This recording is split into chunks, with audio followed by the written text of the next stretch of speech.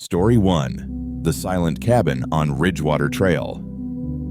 I've been hiking solo for years and nothing has ever rattled me the way this did.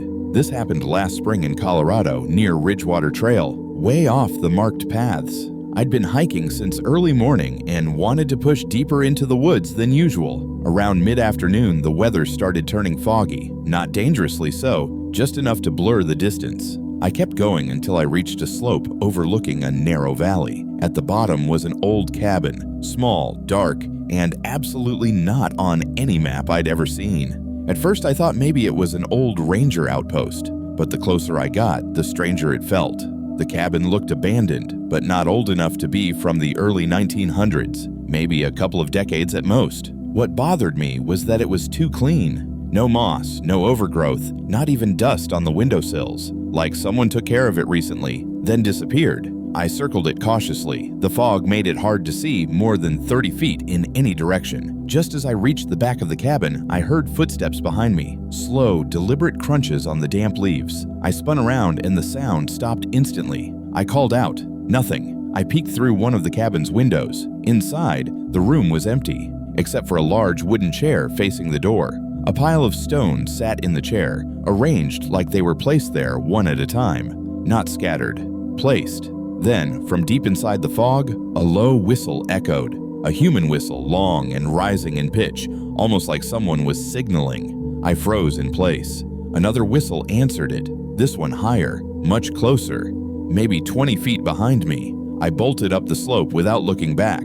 The fog was so thick that I couldn't see who or what was moving through it. But I heard them, multiple sets of footsteps, keeping pace with me, stopping every time I stopped. Every time I tried to see who was there, all I caught was the faint shape of a tall silhouette standing completely still. I didn't breathe easy until nearly an hour later when I burst onto a recognizable trail. That's when the whistling stopped. I reported the cabin to a ranger a few days later. He told me there was no cabin in that part of the forest. Not now, not ever. I returned a month later with a friend to prove it was real. We found the valley, but the cabin was gone. Not collapsed, not hidden, just gone, like it had never stood there at all. Story 2. The thing the coyotes were running from. This happened 2 years ago in Nevada during a solo desert hike I was doing to train for a longer expedition. The desert is unsettling already, wide open, nowhere to hide, and every sound carries forever.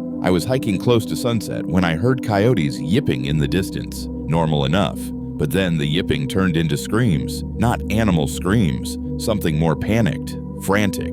Then I saw them. A pack of 6 coyotes sprinting across the desert floor, running directly away from something in the low ravine behind them. Coyotes don't run from humans. They watch you, maybe shadow you, but they don't panic like that. Whatever scared them, I didn't want to meet it. But the trail forced me toward the ravine unless I wanted to climb the rocks. I figured I'd pass the area quickly and keep moving. As I approached the ravine, I saw a thin mist pooling inside it. Desert mist. In the summer. That alone made no sense. It was thick, too, swirling like a low fog, even though there was no moisture or cold. And then I saw the tracks. Human footprints. But wrong. The footprints were elongated, almost dragging at the heel like someone had walked with their toes pointed straight down. I don't even know how that's possible. I followed the ravine edge carefully. The footprints went deeper into the fog. Then the air changed. Every sound disappeared at once. The wind, the insects, even my own footsteps felt muted. The silence was too complete, like the whole world was holding its breath. A shadow moved in the mist. Tall, thin, unnaturally thin. It moved with this slow, tilting motion, like its spine bent in places it shouldn't bend. I dropped behind a rock and held my breath.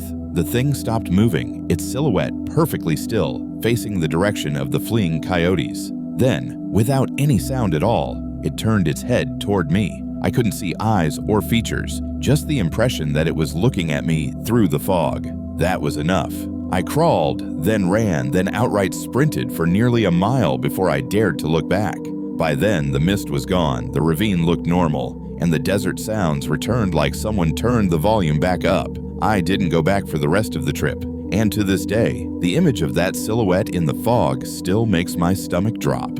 Story 3. The Woman in the Creekbed. This took place when I was 19, camping with my cousin in Kentucky. We always liked exploring areas other hikers avoided. Not dangerous ones, just quiet and forgotten. On our second night, we camped near a shallow creek. The water made a calming sound, and the sky was perfectly clear. Around 9 p.m, we started hearing twigs snapping on the other side of the creek. We figured it was deer or raccoons until we heard a woman's voice. She was humming, not singing, humming the same 4 notes over and over, low, slow, and tuneless. It echoed strangely along the water. My cousin whispered, "Do you hear that?" I nodded. Then the humming stopped. We got quiet, listening. 30 seconds passed, then a minute. Nothing. I finally turned on my flashlight and shined it toward the creek. A woman was standing knee-deep in the water, but she wasn't facing us. She was staring straight down into the creek, like she was looking for something at the bottom. Her hair hung over the front of her face, completely drenched. I called out, "Ma'am, are you okay?" She didn't react. The longer we looked, the more wrong she seemed. Her posture was stiff, almost locked, and her clothes looked soaked and heavy. But not normal soaked, more like they'd been underwater for a long time. My cousin grabbed my arm.